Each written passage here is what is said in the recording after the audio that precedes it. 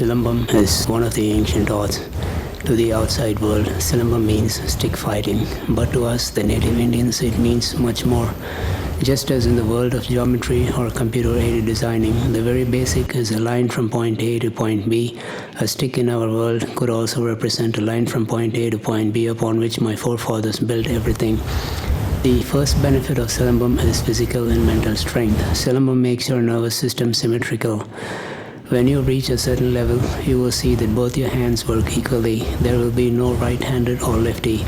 This means your brain is also tuned that way, making a person efficient because the work of your hands is only as good as your body and mind.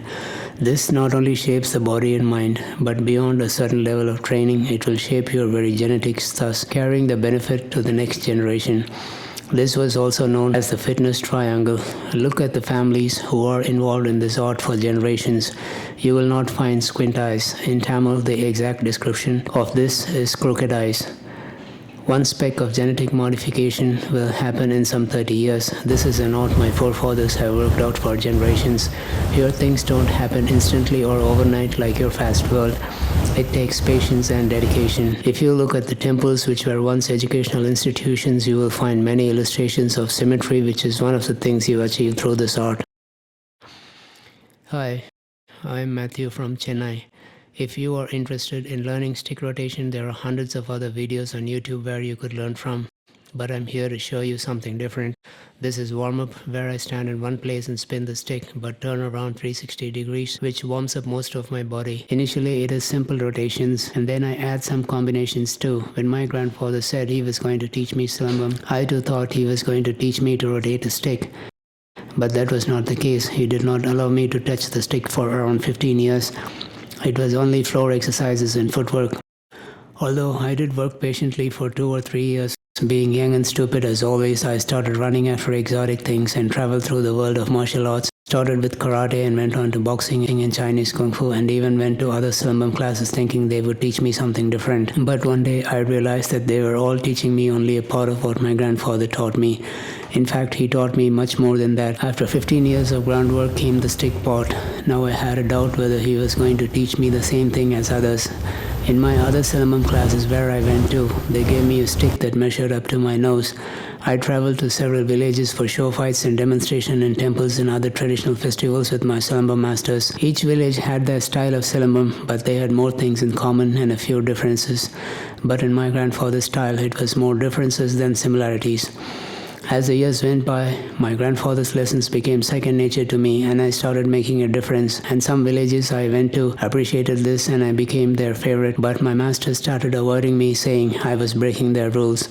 For example, the very first obvious difference you can see here is that the stick stood taller than me. The reason why the others used a stick measuring their nose height was that a longer stick could hit their ankle bone, and if it was a weapon, it could shear off their ankle bone and leave them crippled for life. I am more confident with a longer stick because of the footwork I have been through for 15 years. My feet would move in such a way that the stick could never get my ankle.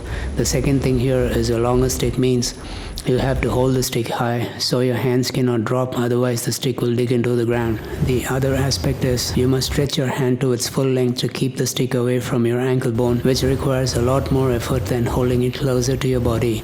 Sometimes I do bring the stick closer to my body when I feel exhausted, which gives me a little relaxation, and careful with my leg movement. In my grandfather's style, footwork was given more importance. He used to describe them as chambers. This is a single chamber.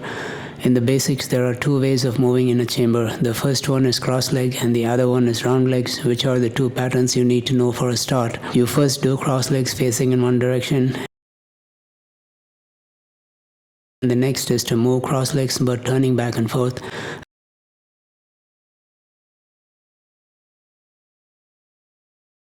After this, you move on to round legs.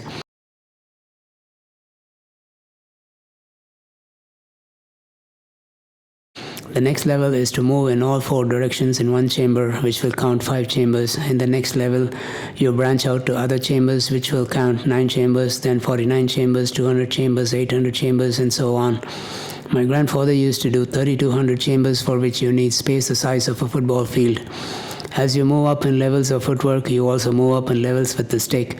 Here is the next level. I am using a hollow steel pipe which weighs much more than a stick.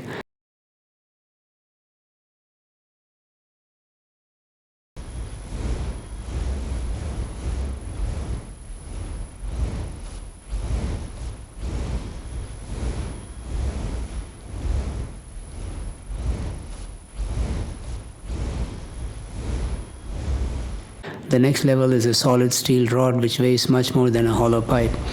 When I'm spinning the stick, I always have this feeling like I'm spinning it, but spinning the iron rod is a different experience than others. Initially, I spin the rod. As it gains momentum, its weight increases and it comes to life. Initially, it gives a feeling like as if I was spinning the rod, but as it gains momentum and weight, it feels as if the rod is spinning me as well. And in fact, it gives me the feeling of holding hands with someone and spinning around like kids play. There are a few more levels of footwork and stick rotation, after which you could move on to various other branches. One of them is weapons and warfare. Here, according to my grandfather's lessons, you never always keep flying high. You need to do plenty of groundwork and fly for some time, just as an airplane does, or an eagle which flies above the rain clouds does. An eagle spends most of the time on the ground preparing for that short flight before the rain clouds appear. Groundwork consisted of kicks and punches, breathing exercises, aerobics, yoga, and meditation as well.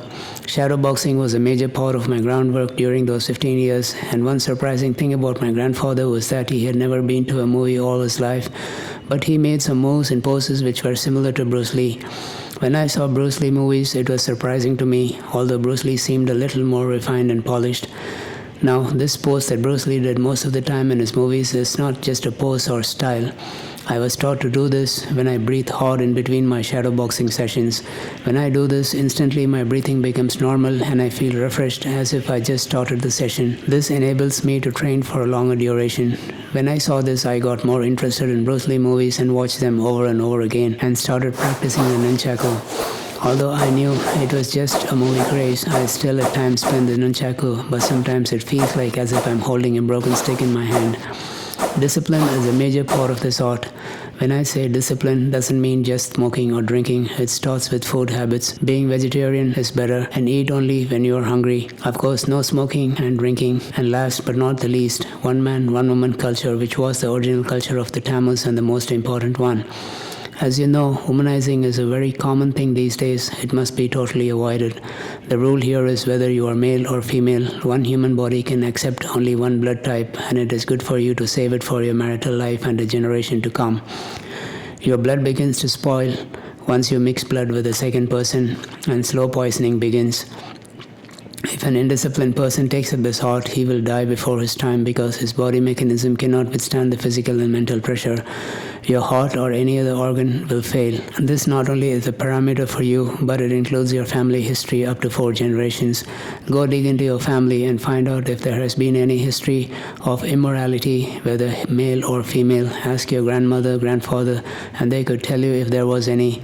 If so, it is better to stay away from this art.